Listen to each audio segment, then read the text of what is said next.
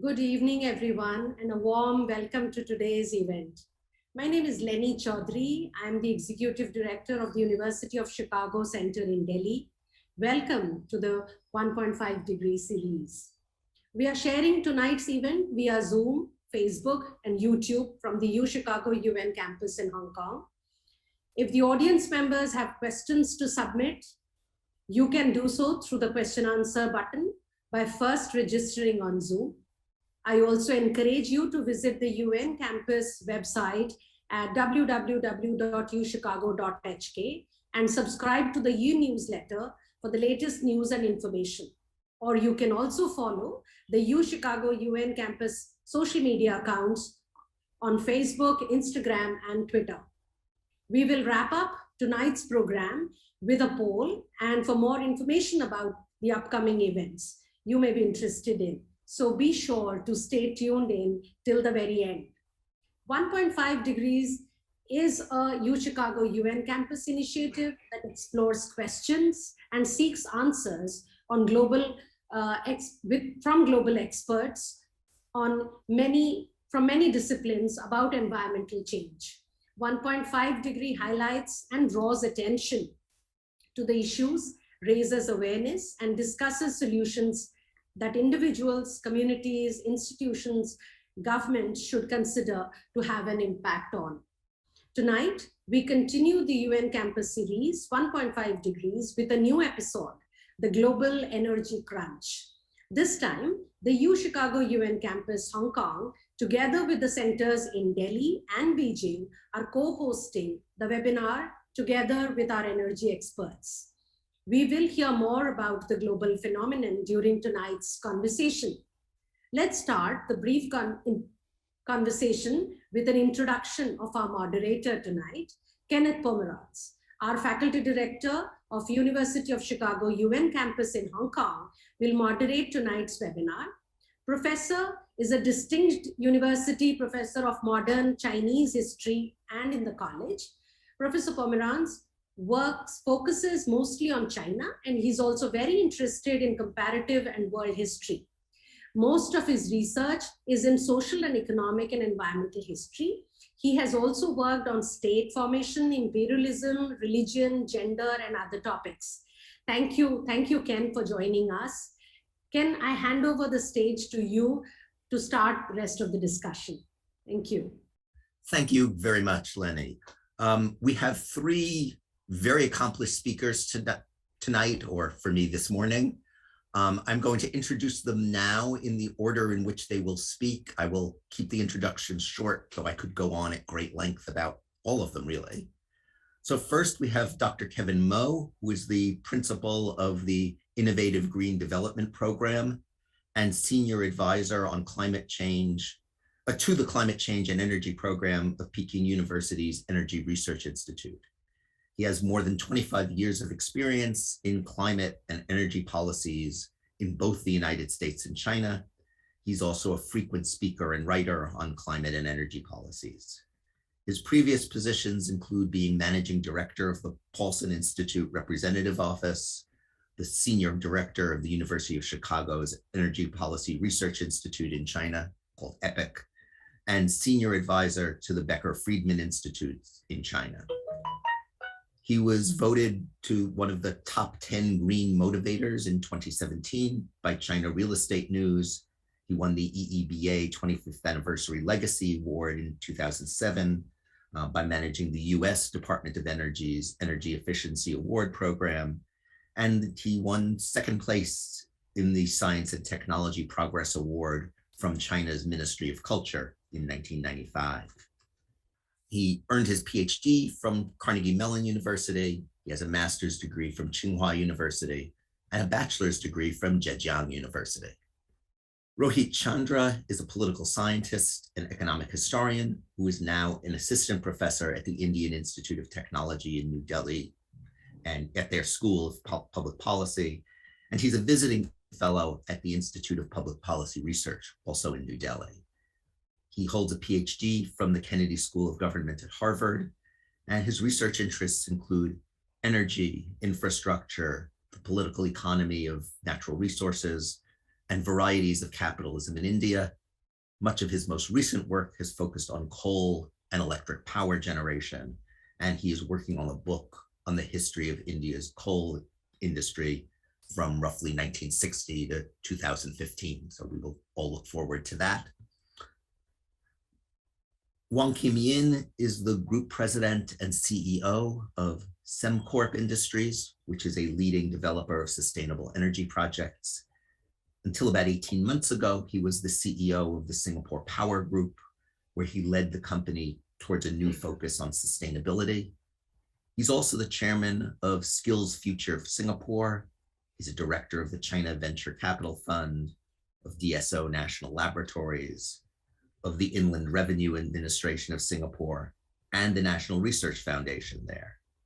He has a bachelor's degree in computer science and information systems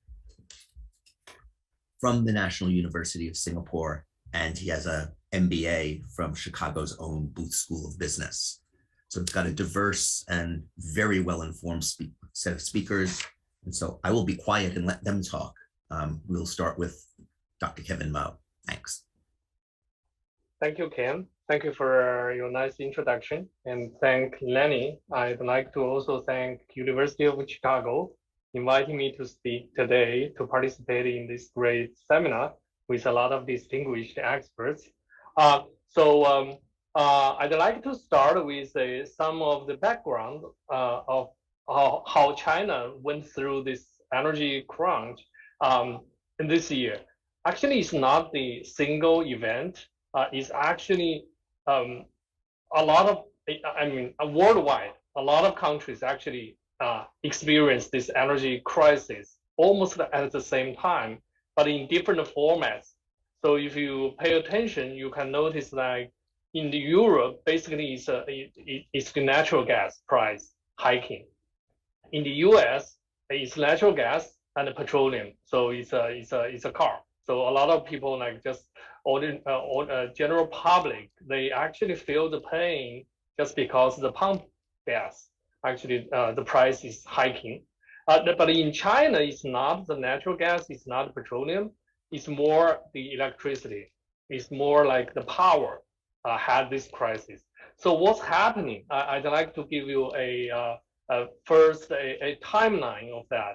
So in China, it starts in March. Usually in China, that is the end of the heating season every year.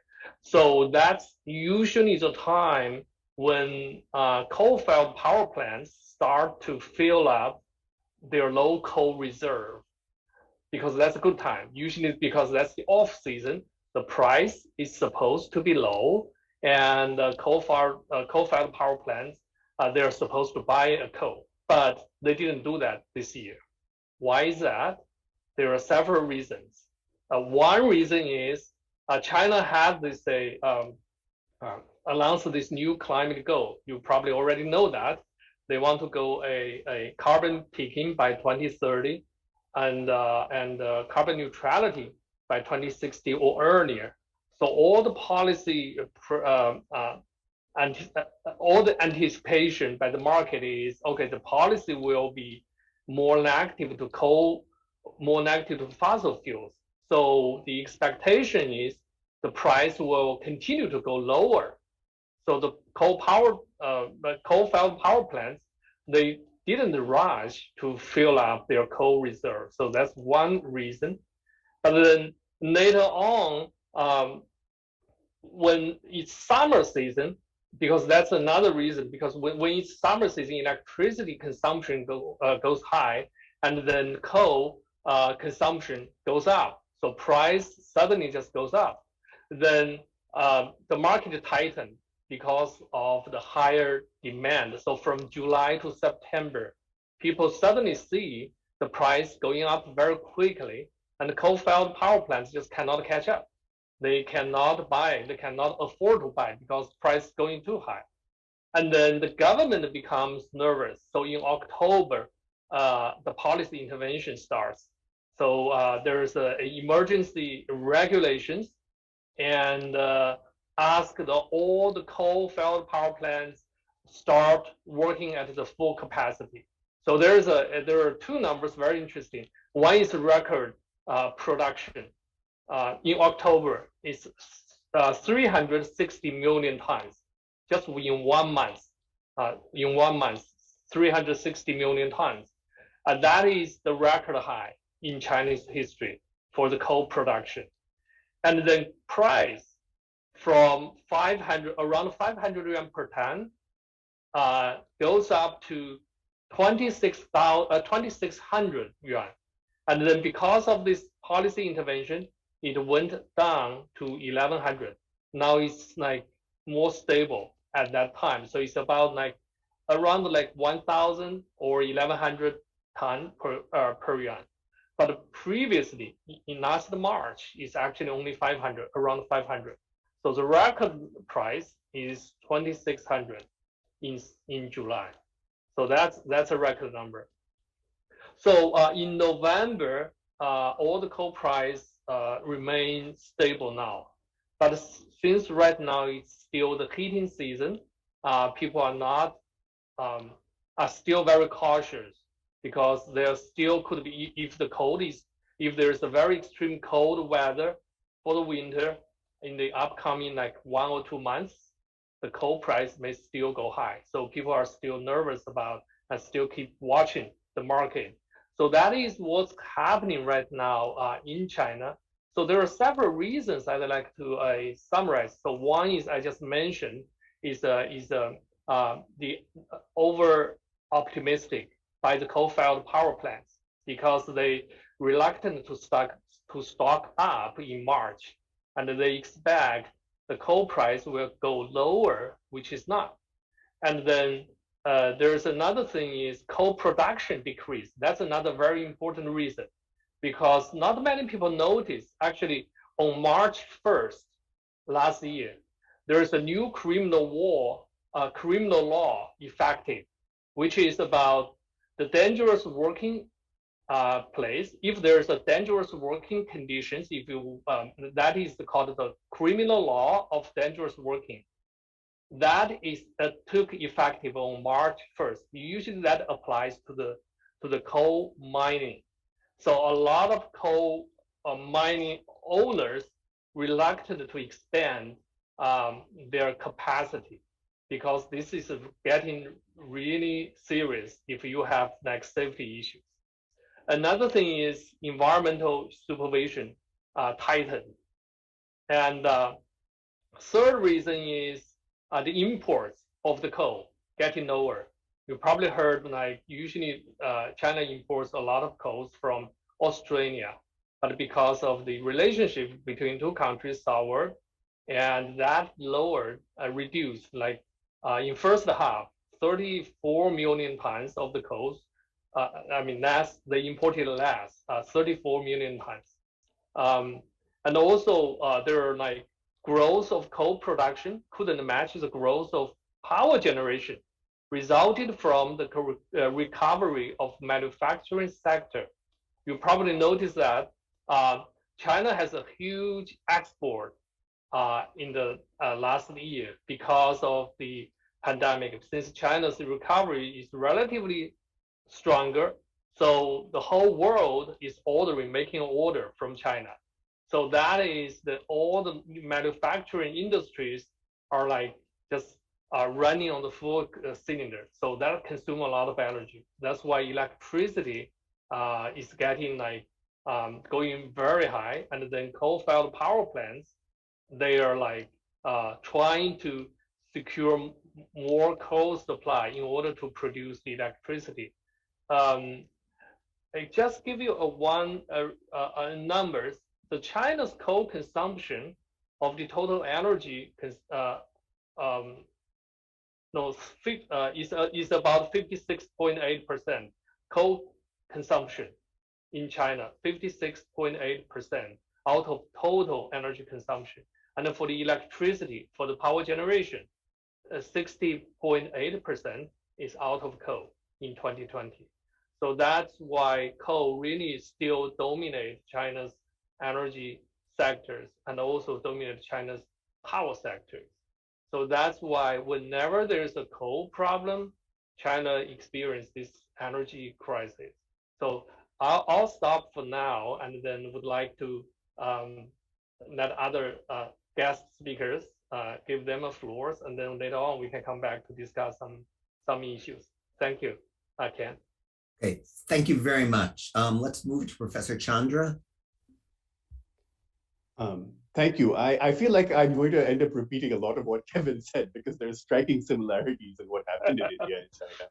So, just to give some background, of the roughly 400 gigawatts of power generation in India, about 200 are coal-based, 100 are renewables, and about over 75% of all power generation in India tends to be coal-based. Depending on the season, it goes up or down a little bit, but it's a very high percentage. So, slightly more than China, but kind of similar ballpark.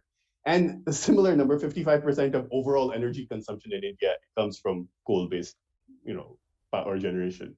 So striking similarities. I think the order of magnitude is slightly higher in China, but kind of the structure is fairly similar.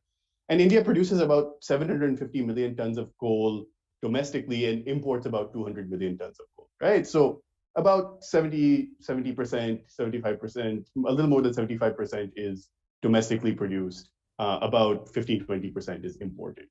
And most of the energy crunch dynamics come from the imported side, similar to what Kevin said. And it's exacerbated in the domestic market as well. So, as international coal prices start going up, what happens in India is that there's a generation of newer power plants, primarily built by private companies on the coasts, which are primarily spec'd to imported coal, either from Indonesia or Australia or South Africa.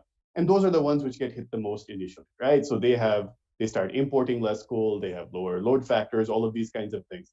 And on top of that, one of the interesting dynamics in India is that even the power plants which are built not to use imported coal, but use Indian domestic coal, tend to use imported coal as kind of a sweetener on top to improve the calorific values of their power plants. And those plants also start having generation-related issues when imported coal prices go up and they stop using as much of it. Similar to what Kevin said, India also had kind of a resurgence of industrial demand for power in the second half of last year. And that led to, I think, an unexpected growth in power generation, which wasn't matched either by imports, and unfortunately was exacerbated because the domestic transportation ecosystem and the domestic coal supply ecosystem had also had some frictions. Very similar to what Kevin said, a lot of Indian coal plants simply had not stocked up on coal. Now, this wasn't necessarily because of international price considerations, but it was because of their own liquidity problems. One of India's larger problems, which I think tends to happen in a lot of countries, is that the utilities are in severe financial stress all over the country. If the utilities are in financial stress, then they don't pay their generators on time. If generators don't get paid on time, then they don't pay their coal mining companies on time. And then they don't keep their stocks as high as they used to. And then what also happened towards the latter half of last year is that there was a fairly severe monsoon. And during the monsoon period, for about 2-3 months, mining becomes very difficult because of the rains. And so all of these things added on top of each other tend to lead to seasonal supply crunches for coal around this time in the latter half of the year, every year. Add to it all the international dynamics and everything, it leads to a perfect storm, right? Where demand is high, supply is low, and domestic evacuation capabilities are perhaps stretched a little bit. So that's kind of India's power situation in some senses. I think one of the interesting things in India is that the majority of coal mining actually comes from one big company, right? Which is Coal India Limited, which is one of the world's largest mining companies for coal. It's responsible for about 80% of all domestic coal production. And on the margin, there are some private companies which participate in the market, but they haven't become very big and probably will not become very big in the future, given the projected future of coal-related, the next decade there might be about a decade of coal-related demand growth, but after that, people expect it to fall. I think one of the interesting questions here is kind of how coal-related problems start becoming power-related problems and vice versa, right? So in some senses, I think one of the things which exacerbates any of these shortages in India is the dire financial situation of India's power utilities. And because electricity is a federal subject, there are some utilities owned by central governments, by private companies, and a lot of them are owned by state governments. And so this is supposed to be a negotiated space between the central government and the state government.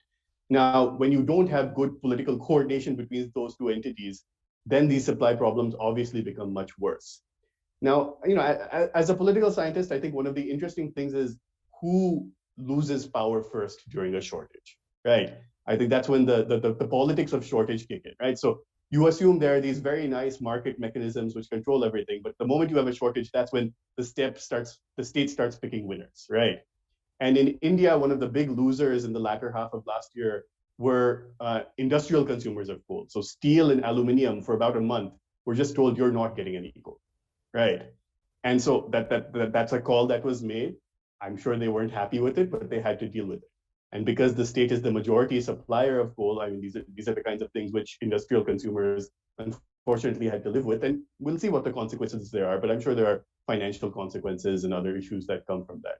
So I think that's one of the interesting things about the political economy of shortage. Now, I mean, unfortunately, because of India's kind of larger history with power-related problems, there has been a normalization of what's called load shedding in some senses, which is scheduled or unscheduled power outages across the country, especially in residential areas, to manage demand. And so one of the ways you subtly manage shortages is you just start turning off power in various places, rotating over and over again. And that's one way the shortage was also managed in India, which is why, after the initial worry, I think it kind of petered out over time. I think one thing I would like to bring up, which is I think a larger structural issue with the energy crunch, is that what's in our face is this big energy transition, right? We're moving away from fossil fuels towards renewable energy. That's an inevitability. Countries have made promises, lots of capacity is being built, but I think that transition is necessarily bumpy in some senses, and I think these shortages show that in some senses. Just to give you an example from the Indian context, most of India's renewable energy is generated in the West and the South. But the demand centers are all over the country. And so while Western and Southern states find it slightly easier to procure renewable energy because it's within their regional boundaries or territories, a lot of Eastern states find it much more difficult because the transmission charges and everything are much higher. And so the comparative economics of renewable energy is very different depending on where you are in the country in terms of procurement, transmission charges, and then also dealing with all the intermittency related issues. Now, the thing is that there has been a very strong top-down commitment for all states to procure more renewable energy, right? I mean, we've seen this in the COP announcements, we've seen it in other places. So when you have those pressures, there do tend to be kind of regional issues, and especially when you have bankrupt utilities who are very reluctant to sign new contracts, right, and take on new liabilities.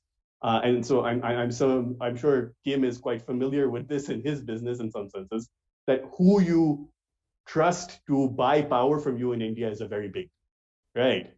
There are certain state governments you trust, and then you trust the central government, but not all state governments are pay on time.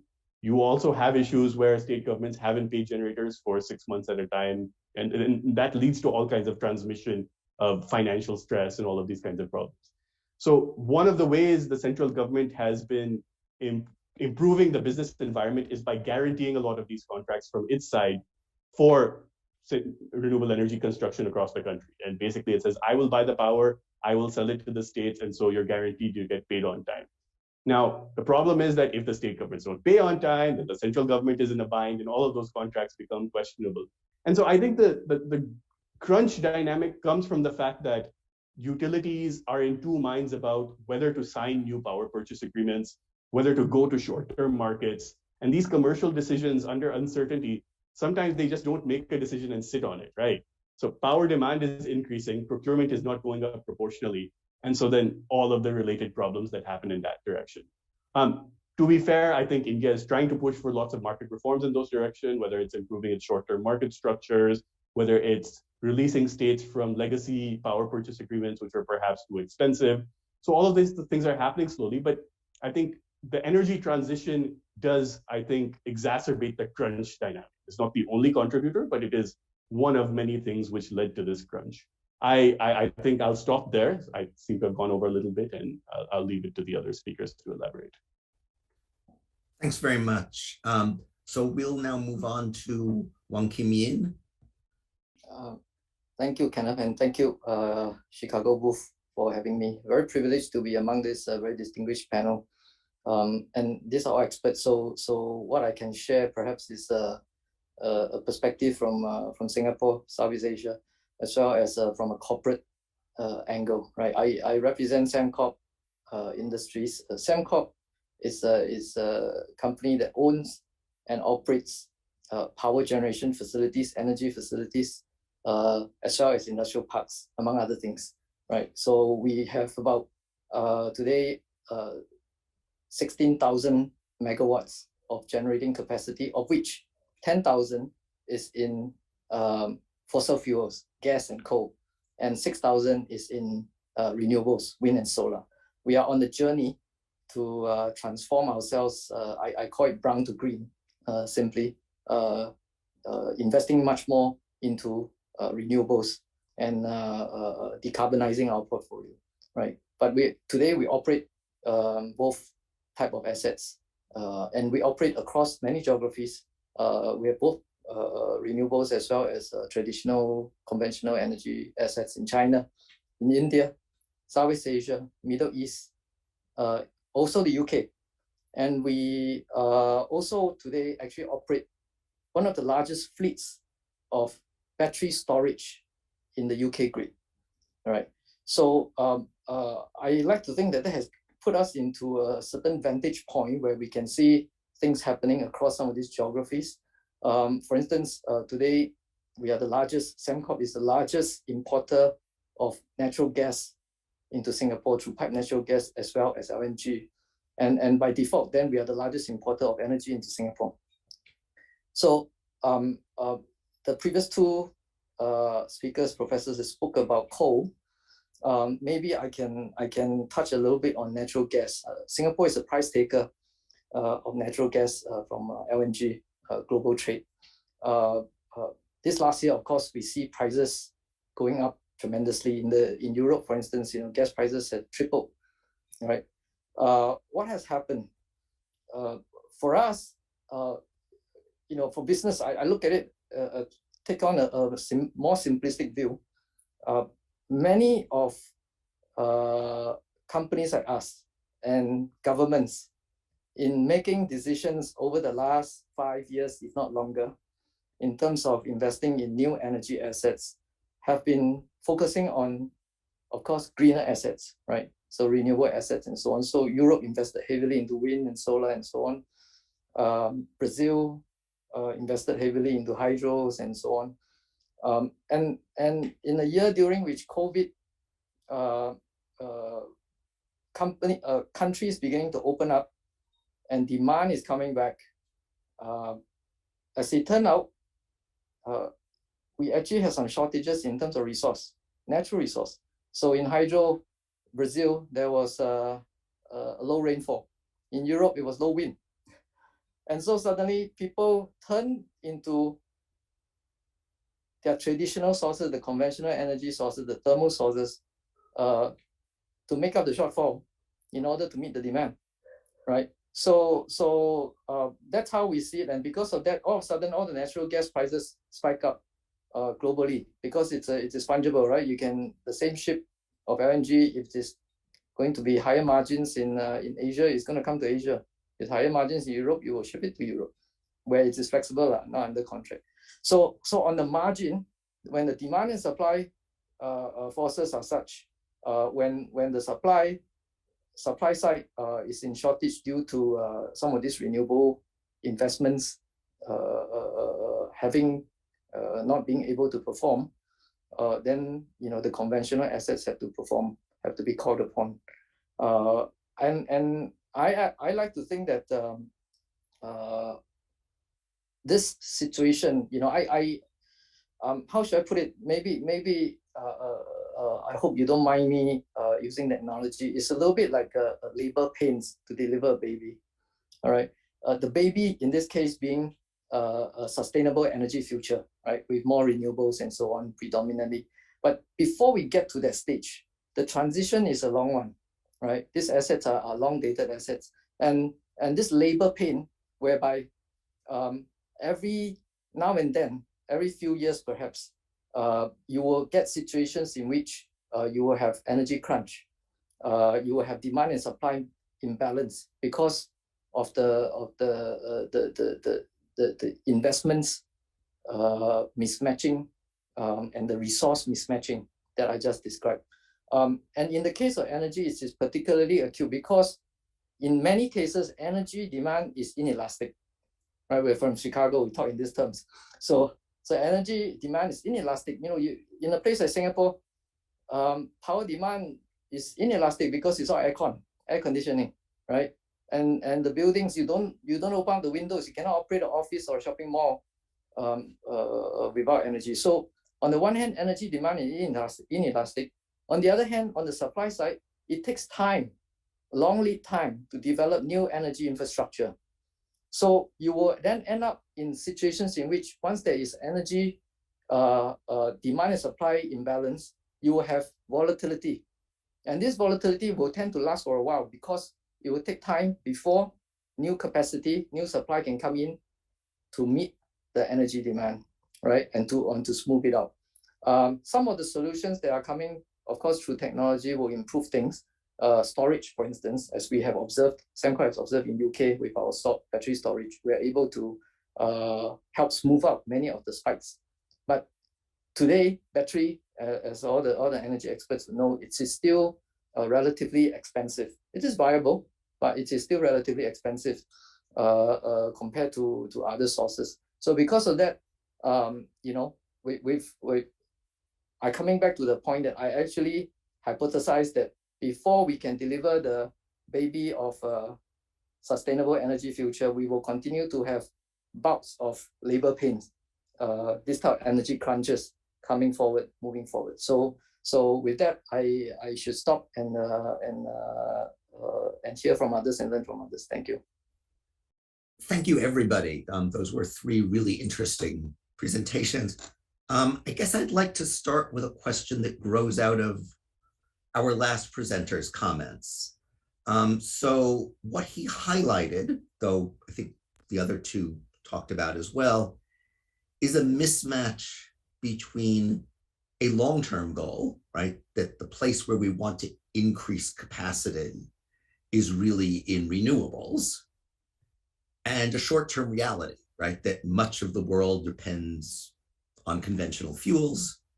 There's not much incentive to invest in expanding conventional fuel production, and that's going to mean short-term problems, recurring short-term problems as demand fluctuates. And that to me suggests that we need to talk a lot about two things. One is the role of finance, and one is the role of governance.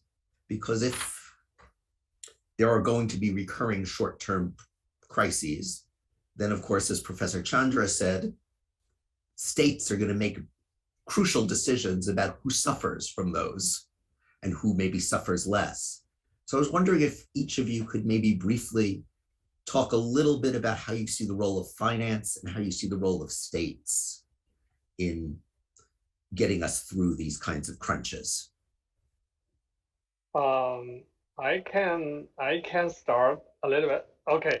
So the finance, you probably already noticed that because China, in just several weeks ahead of the COP26 in November, the Chinese president Xi announced China won't finance any overseas coal power plants, but he didn't commit like stop financing coal projects domestically.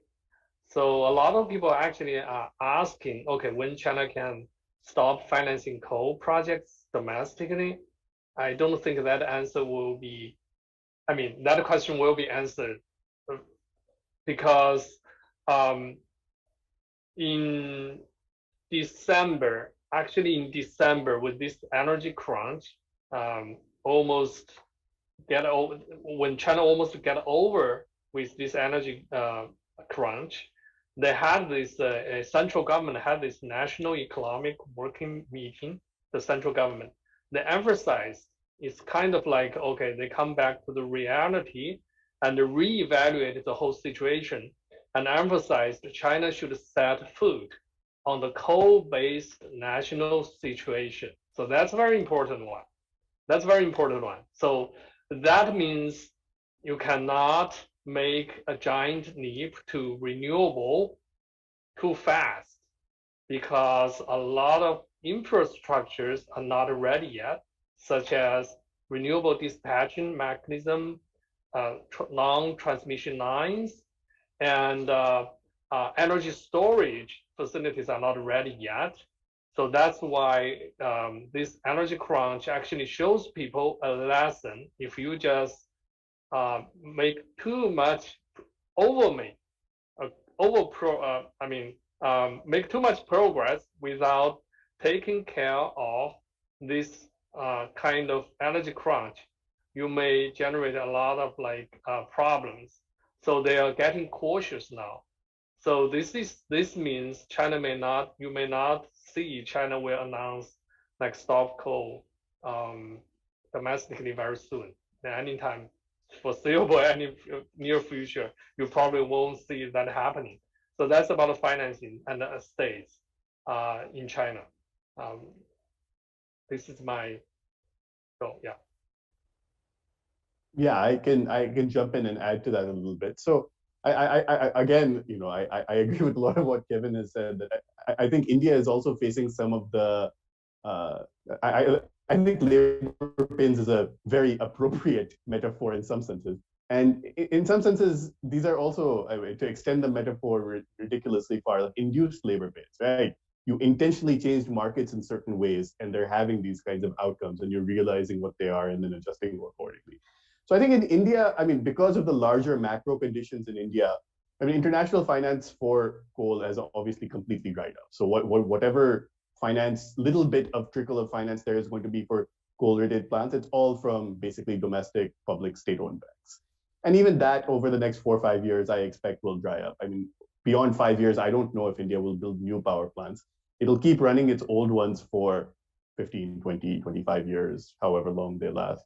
But all of the financial momentum is on the renewable energy side, right? Everyone I talk to in India wants to try to get a chunk of the international pool of sustainable energy. India's larger issue has been how do you make a suitable commercial environment in the power sector, given all the bankruptcy and other financial issues, to allow that money to come, right? And so creating those kinds of guarantee mechanisms, providing those kinds of, assurances, honoring long-term contracts, like all of these kinds of very basic things, which I think will slowly lead to that improvement. But there are frictions on that front. So I think India at this time is trying to cash in on the glut of money in international markets, hasn't quite made it there in some senses. On the state side, I think what I would say is that what you actually need, so India, everyone keeps saying that India has a national electricity market, right? And it is kind of true, but it's fractured into 25 different markets depending on which state is procuring power, right? So I think part of what has to happen is better coordination mechanisms, whether it's short-term power markets, whether it's coordination on the next generation of long-term power purchase agreements, or just simple philosophical agreement between the center and the states on how power procurement should happen. And unfortunately, that does not exist right now, right? And that in India, that needs political consensus because it does have that federal dynamic in that sense. So I think that's something that needs a lot of work. All the signaling is there, right? All of the commitments, all of the how much solar we're going to build, all of that is in the public domain. I think the systems are a bit behind the rhetoric at the moment, and that needs a little bit of catching up.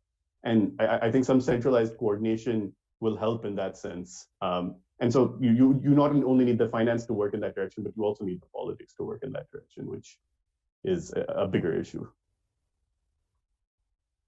I agree with all that. And on capital, all right, in 2020,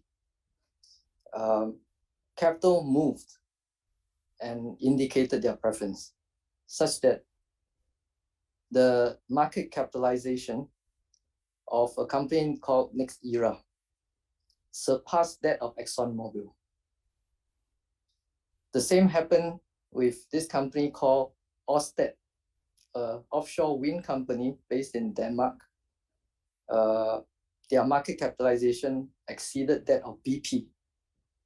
I've been in the energy industry for a good part of the last 30 years, and it has always been Exxon, Shell, BP when people talk energy. These days, people are talking about energy more in the downstream, which is power and renewable power.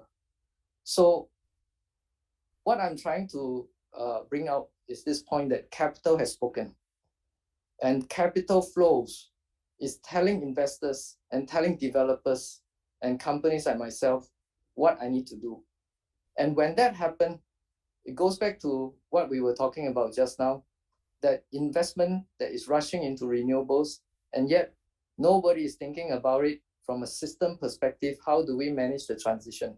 So Professor Mo's point about investing into transmission, investing into storage, those are very important areas that capital today is not consciously thinking about. It is almost the momentum is just going all upstream into renewables generation, and you will then have again the other type of transition pains in the energy industry. For instance, in many countries suddenly renewables are being curtailed because the transmission cannot handle it. The distribution systems are unable to absorb this intermittency that renewables is bringing, right? So that's on capital. I think maybe markets will adjust, because over time, then the price signals will come that batteries will become more valuable, and because of that, then money will rush into batteries, and again there will be overcapacity in batteries, and you have a rebound and so on. But that we do not have the equivalent of a Federal Reserve, right? A central bank that is thinking about and regulating how capital, where and how capital should be investing in. And that's why, again, like I say, we're almost doomed to this periodic transition pains. On governments, I think each government is doing their level best, right, to balance their development goals, targets versus their sustainable desires, right? So we see countries going to COP26, making commitments and so on within their means and so on. But I think one area that, in addition to what the two professors have mentioned, one area in which governments can and nobody else can do take on that role is actually in terms of inter-country, inter-regional collaboration in the form of, for instance, building transmission infrastructure, right? So if you have a bigger grid, you are better able to match demand and supply, right? Intermittency that is created because of weather patterns, because of climate, could be balanced out better if we have got inter-region connections, right? And also to the point of Professor Chandra just now, he talked about balancing the loads and so on. Again, with transmission, then you will have less problems about curtailment. You have less issues about demand and supply not being to be balanced. So my 2 points is that capital is today relying purely on price signals, and that one necessarily will have a very by nature of the infrastructure, by nature the lead time, again the inelastic demand in the immediate term, you're going to you will observe some volatility. And then in terms of capital, in terms of government, I bring up particularly the point about inter-regional transmission capacity, because it will take two governments to agree for us to build a transmission line across two countries. Yeah. I want to switch to one of our audience questions that seems particularly appropriate now, and that's that all of you have talked about a context of recurring supply and demand mismatches that in the long run we might alleviate by larger and smarter grids, but that in the short run seem like they're going to be a part of life. And so one of our audience members has asked, so is there a way to manage short-term demand fluctuations through energy efficiency programs or something that would be more rational than simply rolling power outages? You know, if we're going to have short-term mismatches, are we stuck with coping with that simply by turning off the power to some people? Or is there something better we can do? Yeah, I can attempt to start first this time. Okay. And again, we are Chicago, right? So we talk about price. We talk about how price can serve to regulate. And in the past, it is much harder to send price signals in the energy markets, right? The meters, let's say electricity, the meters that we have at home, they're dumb. They're mechanical, use it for 20 years, it just spins, right? But increasingly, technology has enabled us to have smarter meters, right? That will be able to send price signals every half hourly, every 5 minutes. In Singapore, we already have that. And those meters are not much more expensive than the traditional meters now, right? You're talking about $50 a piece when the traditional meters might be just slightly cheaper. So, but having the smart meter then allows the price signals to engage with the customer, the consumer, right? Maybe you do not deal with the household first, but certainly the big corporates, commercial and industrial customers where they have big consumption, where energy is a big component of their cost structure, it makes sense for them to try to regulate their behavior, right? So to Kenneth's point, I fully agree. Other than just curtailing power, why don't we let the market do its job? And for a market to work, you need information, you need price signals. And again, my point is that technology has enabled that. And it's not just the metering technology, but also digital technology, right? So an energy manager can today have an app on his phone that can be used to monitor the energy consumption in his cold chain business 24/7, right? So he can decide that because with cold chain, you don't have to be charging it all the time, right? When prices are high, shut it down for half an hour, right? Because nothing is going to happen to his fridge as long as you don't go and open the doors, right? So again, technology has enabled digital as well as metering and all that, and increasingly we should have the ability to regulate, from an energy efficiency perspective, And I also want to add that in my previous job with the Singapore Grid, we are also thinking a lot about how we can help Singapore deal with our green ambitions, right? Singapore is so short of renewable supply.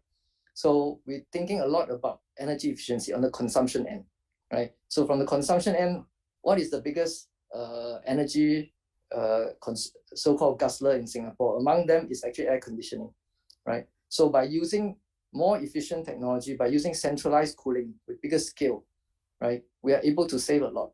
We're talking about savings of 50%, Instead of having split units in a building, in a condominium, let's say, right? You got split units, every unit have one. We were talking about having several blocks share, centralized compressors, centralized monitoring, centralized heat exchangers. We were able to save some 50%, right? Not just in terms of energy consumption, but also in terms of capacity. Because when you have split units, everybody will build contingency themselves, right? When you need 50, you will build 100, right? But when you have a scale, when you put everything together, then you can share the contingency, and because of that, your contingency at the end of the day could be just 10% or 5% of the entire capacity. When if you have split units, your contingency is 100%, right? So I think I thought from a consumption energy efficiency angle, there is a lot of promise there. There's a lot of promise there, and for a place especially like Singapore and other urban cities with high energy consumption, high density, low renewable potential, right? Then efficiency is one of the major considerations. Yeah, I agree with Kim Young. Energy efficiency is very important. China has paid a lot of attention and funded a lot of energy efficiency programs. So if you are, pay attention to the data, China's energy intensity has uh, kept decreasing for the past like 2 decades, like about 40 to 50%. So that's a great achievement. But still, uh, energy efficiency is not will not solve the whole all the problems at this time. And also you come with like China is also doing like demand side management, also do like demand response, try to reduce the peak load. So all these things has been done, and they are continue doing that. But still, this energy crunch just happened. Sometimes they have to do this blackouts because the problem, the distribution of the problem is not evenly. And China is big, and I believe India has similar problem. And that's why during the COP26, you are seeing China and India insist to change the term from the face down to face out to face down. So because they know their own country's problems won't be getting rid of in just overnight. So it takes time. Just to add very briefly to that, I think what I would say is that utility experimentation is very important in this space, right? So whether it's time of day pricing, whether it's trying to flatten the peaks by incentivizing industry to move to other times of day, all of these kinds of things. I think in India, the single biggest hurdle has been getting utilities to buy on to some of these larger kind of demand response experiments. Once, and a few of them, like the ones in Bangalore and all, have really led the way in this. So if that starts spreading, I think that can actually have some very useful outcomes in terms of efficiency and changing peak patterns and all of those things. If I could just follow up for a minute, are there particular approaches that you see as likely to be effective in getting utilities to experiment a little bit? I mean, in India, I think the larger issue is that, yeah, I mean, the utilities have been the bottleneck for changing anything in the Indian energy system. So part of it is, I think that the government strategy has been conditional bailouts or financing, right?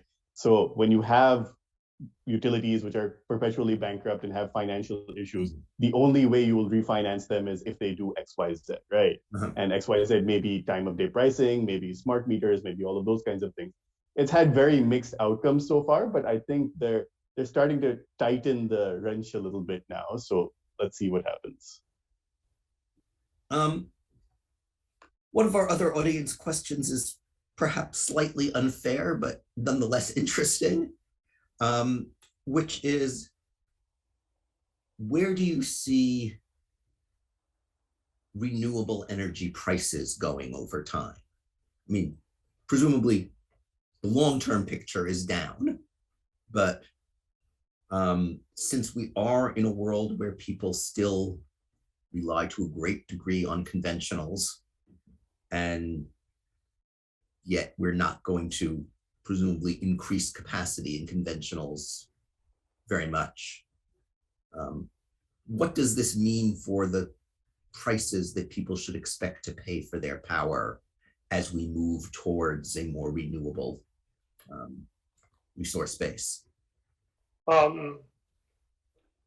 In November, U.S. Congress actually had a hearing about the energy crisis, and there's a very interesting hearing talking about renewable energy price. So one person is talking about Germany actually is very advanced in promoting renewable energy. And in the US, California, of course, is leading the effort. But unfortunately, the electricity price in these two places are much higher. So I don't know whether there's a direct relation between these two factors, but that is that's what it happens now. So a lot of people, especially those people who are against renewables, usually use this one as a way to say, well, you know, if you promote renewable energy, that would create a much higher energy prices. So that is actually highly debated in that hearing.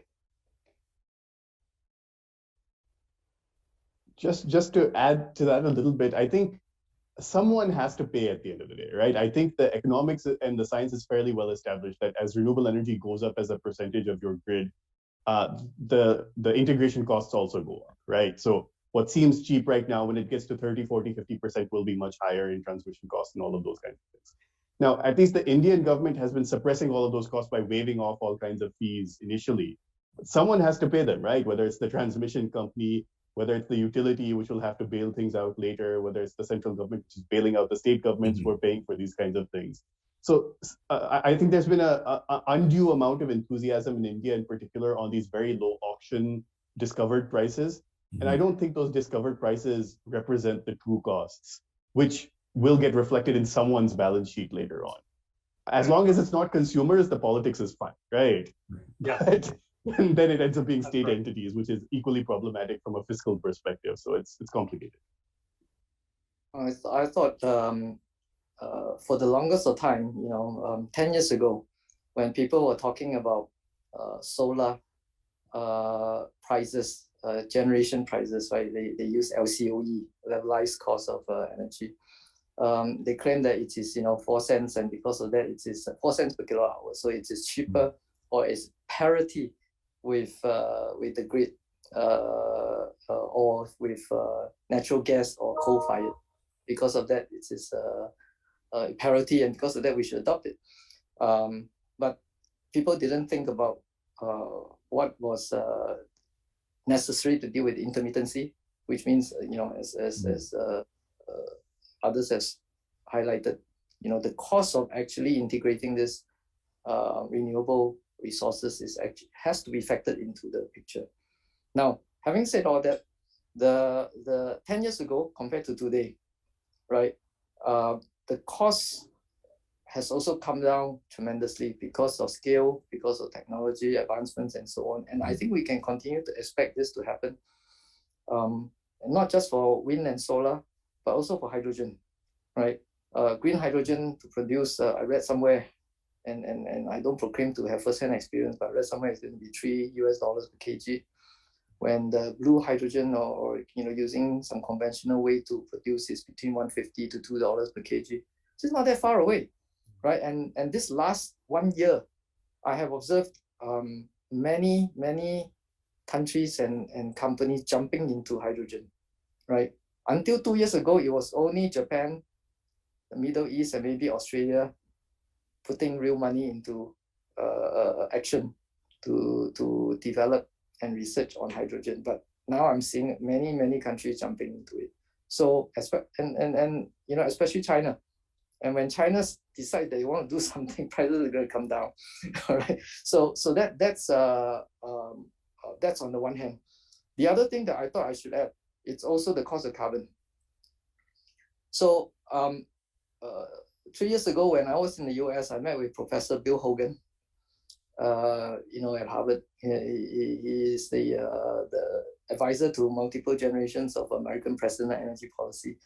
So it was very gracious. He taught me this very simple notion. He said, look, you just have to price carbon properly. And if carbon is priced properly, that is the balancing, if not the overwhelming factor, that will overcome this cost of integration that we talked about in terms of dealing with intermittency. So those are opposing forces, and I think I choose to be optimistic as a company in this business. We are optimistic, and we choose to be very optimistic that the renewable energy prices will continue to drop with technology, also with scale.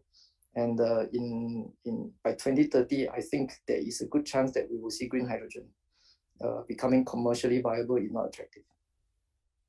Okay, I think we have time for only one more question, but it's a big one. And it's suggested again by all of your comments in different ways, which is, if somebody ultimately has to pay for the costs of getting us to a green economy, and if one of the ways that that payment is going to manifest itself is in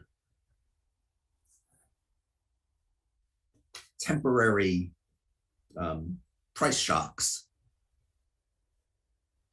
and in, at least for a while, people having to also use power that is not yet as cheap as conventionals, then we deal with the possibility of political backlash, right? Whether it's in the form of the congressional hearings in the United States that Kevin talked about, or whether it's in the form of other governments feeling pressure from either ordinary consumers or powerful industrial groups that don't want to pay more for power. Is there what do you see as the prospects of being able to navigate these bumps without it causing political reactions that are going to slow down the transition to a green economy? What are the big challenges in that, and are there particular ways of getting through it with the least possible damage to our long-term goals? That's a good one.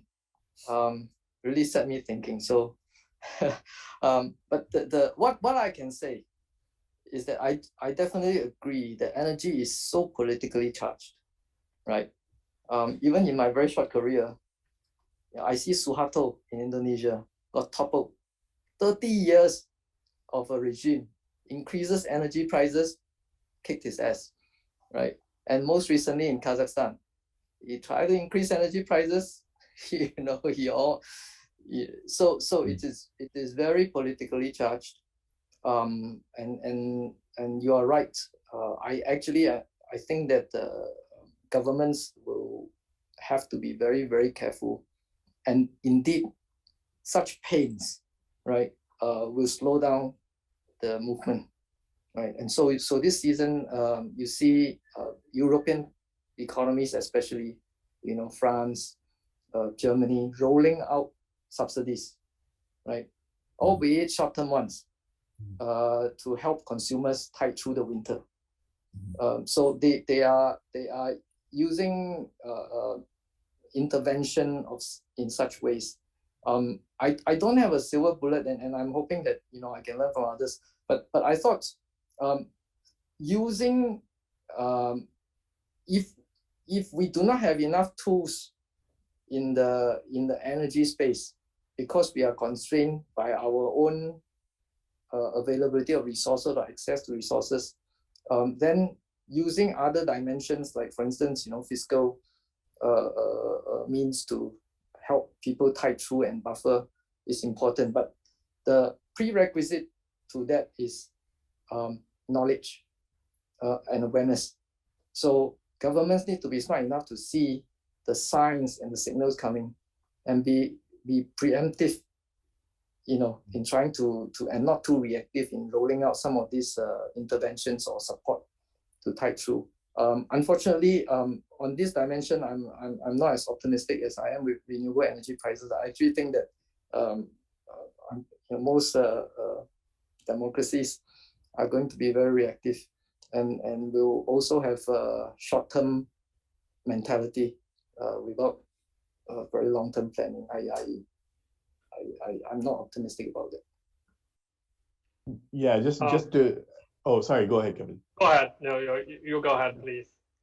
No, so I think I agree with Kimian that there's probably going to be some churn on this issue, right? I think power problems have led to anti-incumbency in multiple Indian states. Tamil Nadu in particular comes to mind. And the problem is that it's both for the industrial environment and the household environment in some senses, right? So you want to keep power prices low for industrial policy and all the nice factors of production kind of reasons. And you want to keep it low for especially like poorer consumers, right? I mean, the one place where nationally you have some space here is the kind of de facto cross subsidization that a lot of fossil fuel state-owned companies are doing in this space, right? So I'm sure this is happening in China as well, but a lot of the financial surpluses of oil and coal companies are being pushed into areas which were so far from their kind of core mission 5-10 years ago, right? Coal India is building solar plants, right? Indian Oil is investing in hydrogen. These are things which even 10 years ago wasn't necessarily happening, right? So that gives you some fiscal space. I don't know what's going to happen with some of these companies, right? Whether they'll actually be able to pivot or whether they'll slowly wither away. I mean, that's a big part of my work on Indian state capitalism to see, is Coal India going to exist in 30 years from now, or is it going to be some diversified energy conglomerate called Energy India, right? And does that look different? I think also getting elite taxation right also really helps, right? In expanding your tax base. And that's something India has struggled with a little bit, right? So if you increase energy prices for the bottom 50% of the income distribution, there's no space to do anything there, right? So you have to focus on the top part of the distribution and how you do your kind of Piketty-esque redistribution. I mean, that's for people much smarter than me to figure out. But I think part of it has to come from taxing your gas guzzlers and the people who fly more and all of those kinds of things to create that space. I agree with Kim Yin. There's no easy answer for that. I still want to mention the congressional hearing, a very interesting one, if you haven't heard of that. One side is talking about climate justice, because they're saying like disadvantaged communities actually suffer the most if you don't tackle with the energy issues, climate issues. But on the other hand, the other side is talking about energy humanity, because they're saying right now the gas price is much higher, so it actually affected the low-income households. So it is inequality right now rather than later. So both sides actually make sense. So how do we deal with that? China is trying to do something like for currently they're experiencing a new reform, the power price reform. Originally, a lot of like companies actually their energy price are limited. The up and down, there's upper bound and the lower bound. So you can only fluctuate within that bound.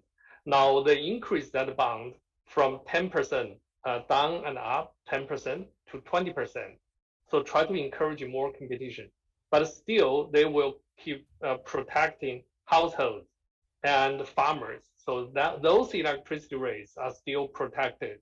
But all other commercials, they increase the upper and the lower bounds. And for high energy consuming industries, there's no limits.